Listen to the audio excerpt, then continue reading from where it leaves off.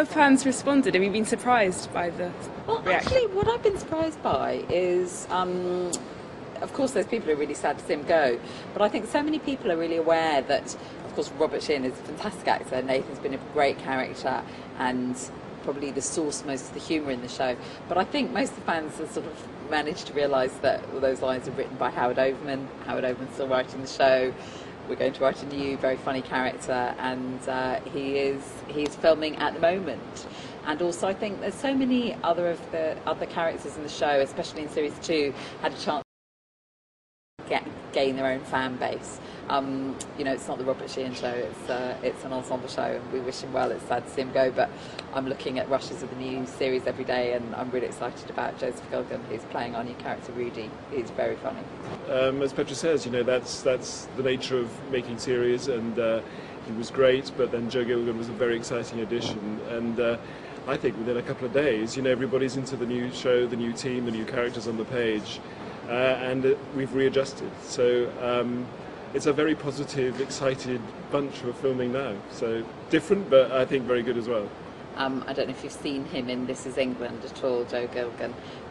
He's a very naturally funny. I think something he has in common with Robert Sheehan is both on screen and in person, they're just very lively, very witty, very funny people. And I think combine that with Howard's script, and on the screen you just get somebody who I think you sort of, it's very hard not to laugh. Is there quite a similar group dynamic to before? Does he fill the same sort of role as Nathan did? He fills the role of humour, because I think one of the decisions we made really early with Misfits is it's not a sitcom. It's not a show where everyone is funny all the time in the way that they are in lots of comedy. This is a comedy drama, and we wanted it to feel real. And I think it does feel very real that in most groups there is often one person who's very witty, very funny. So in Misfits, I think we managed to keep it being really funny, but it doesn't feel like everybody's cracking gags all the time. We do locate that normally within one character. Yeah, but also in series 2, the characters evolved, and the group dynamic of Simon being super hoodie, and the relationship between Alicia and initially super hoodie Simon changed everything. So that's important. That's what keeps the show interesting. That you don't just repeat yourself. So series 3 is evolving again with the characters that you're used to, along with the addition of this new kind of slightly off the wall character Rudy. Will their new powers be useful, or will they be a bit of a hindrance, like the old ones? It's you'll need to see, but yeah, they don't always get what they want, the characters. So and some of them prefer their new powers, and a couple of them don't. We always really wanted the powers to reflect something, obviously, about the individuals, and then with the new character of Seth, who is the dealer, the power dealer. Obviously, it's not quite the same as being hit by the storm, but people do choose power, and that does reflect something in their desires. So it's still very much based on their own characters, their own personalities, and what it tells you about them.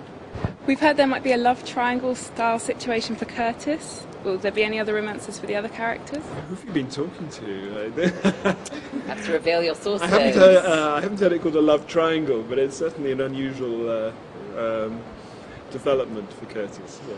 There's lots of love, lots of sex. Some of the sex is also about love. Yeah, surprising. But it is, we joke, but it isn't gratuitous. It's a bit off the wall at times, but they learn a lot about themselves through these processes. I think that's why people seem to enjoy Misfits so much, as well as being very entertaining and some funny. It's dealing with big emotional issues, and the characters evolve and learn from that. And the stuff about Curtis is tapping into all of that too. The cast did tell us there might be some full frontal nudity in the new series. Can you tell us anything about that? Is that true? Volunteering or something. There's a moment in there, yes, that has been a source of debate and discussion, but and we haven't done the final edit yet. But so how much you see, yes, and how long you see it for, is all up for debate. Yeah.